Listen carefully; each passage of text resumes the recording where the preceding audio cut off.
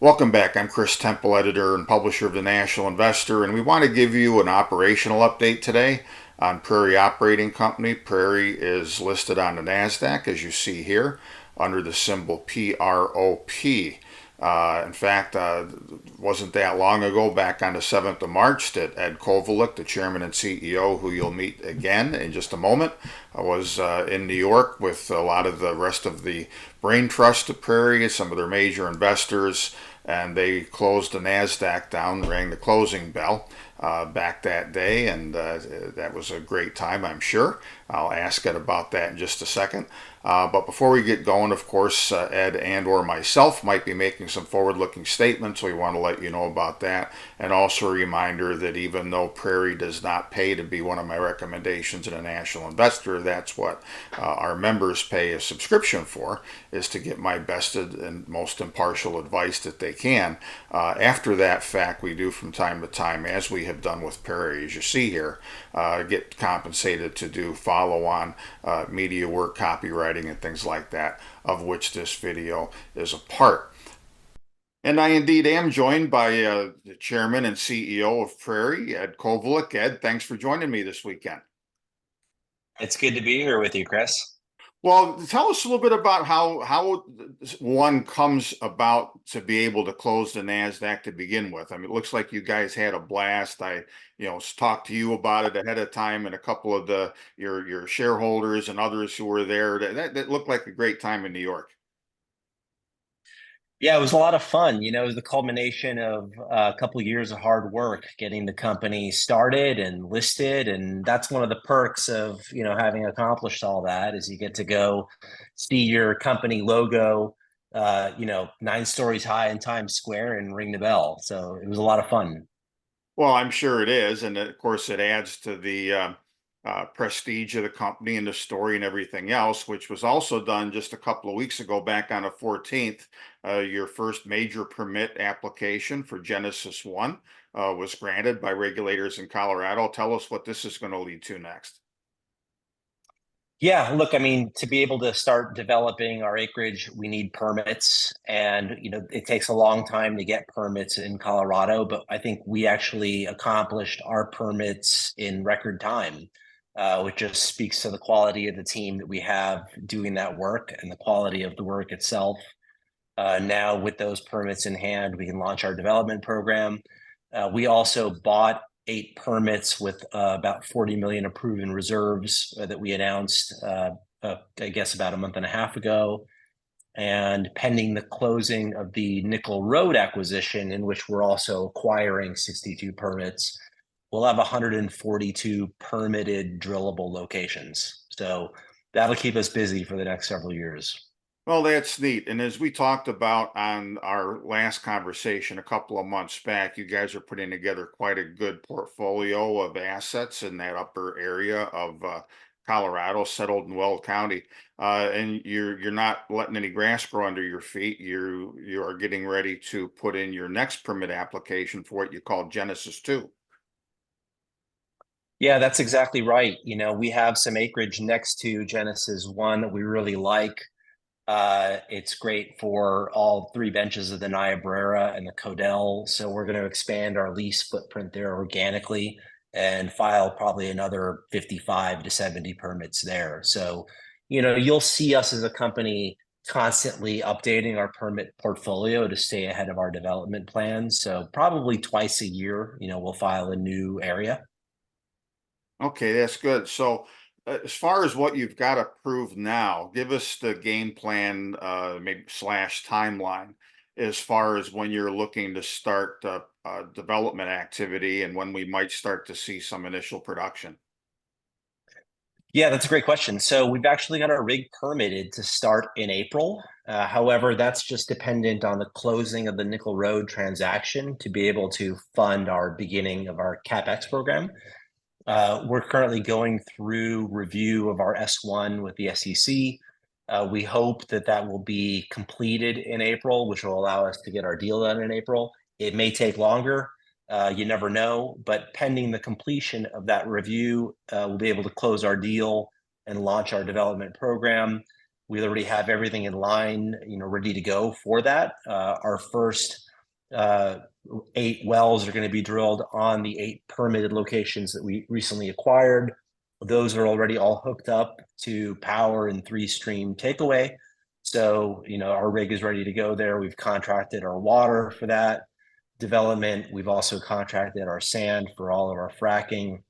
So we're basically ready to go. It's our hope that we can drill about 30 wells this calendar year.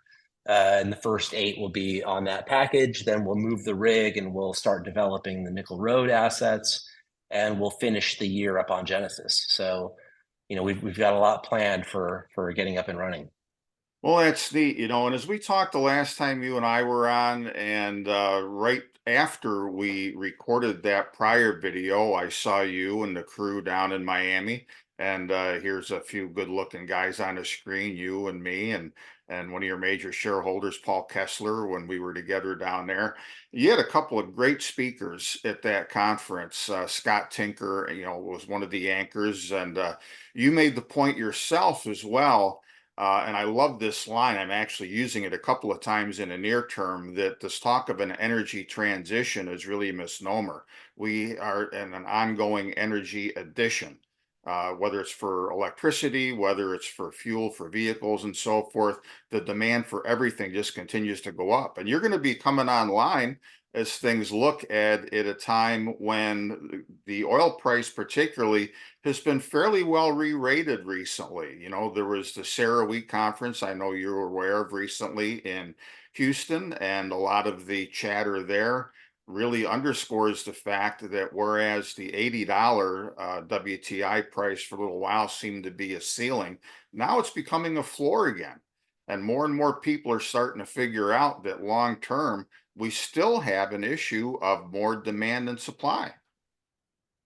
Yeah, look, it's anyone's guess what commodity prices will do over time. The only thing I know for certain is we're always wrong, but I tend to be in agreement with you. I think that we're going to be seeing higher prices for longer just because supply is fairly constrained. OPEC is, made sure of that to support prices.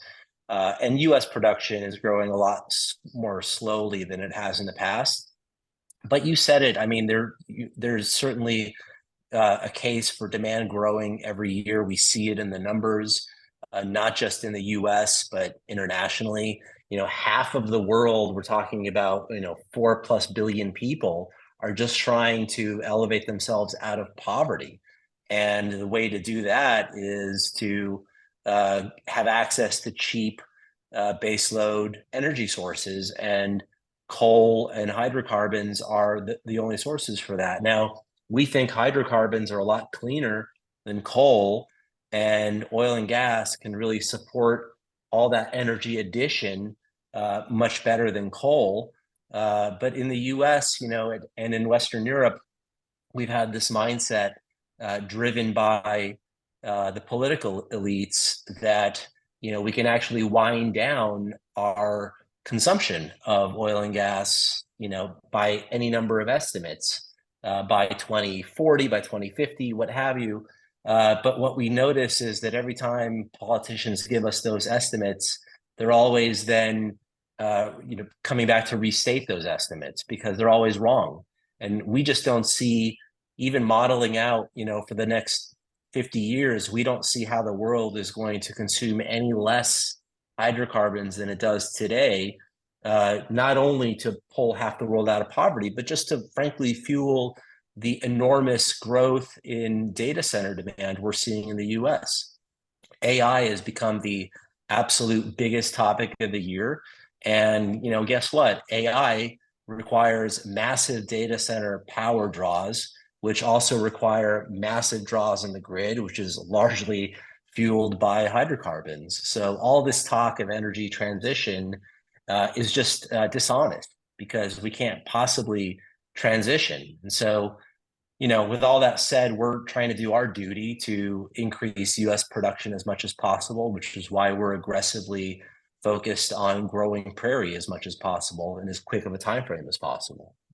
Well, and you've been doing a great job of that so far with all the different acquisitions that you've made. I know there's a lot more in the hopper. You're working on closing Nickel Road and as you said a few minutes ago, ideally before 2024 is over with, you're going to have a bunch of production already getting underway. So congratulations to you and the whole crew at Prairie for putting Thanks, together Chris. such a good company. And when we talked last time, you're in this sweet spot. You've got assets kind of in a mid-market area, for lack of a better term, that are available for really good deals. And you've already made a few of those deals, and we'll look forward to more of that and more news to come. So thanks again for your time, Ed. We want to give people this quick update along with other information that's going out. And of course, the provocative title for the piece that we're going to have Prairie in, folks, is "A Funny Thing Happened on the Way to the Energy Transition."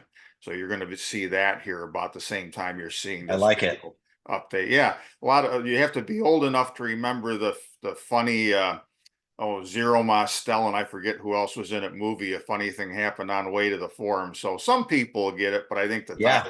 the title Yeah. goes beyond the memories of that movie. So anyway, you are doing your part, and it's great, and we're glad we got people in early at the National Investor on Prairie, and encourage you to take a fresh and even more serious look, folks, at Prairie. Thank you, Ed. Thank you, Chris. Have a great weekend. Take care. For much more of the National Investor's cutting-edge content and actionable investment opportunities, make sure to subscribe to Chris's free content at nationalinvestor.com. And don't forget to like this video and subscribe to this channel too. Thanks for tuning in, and we'll see you next time.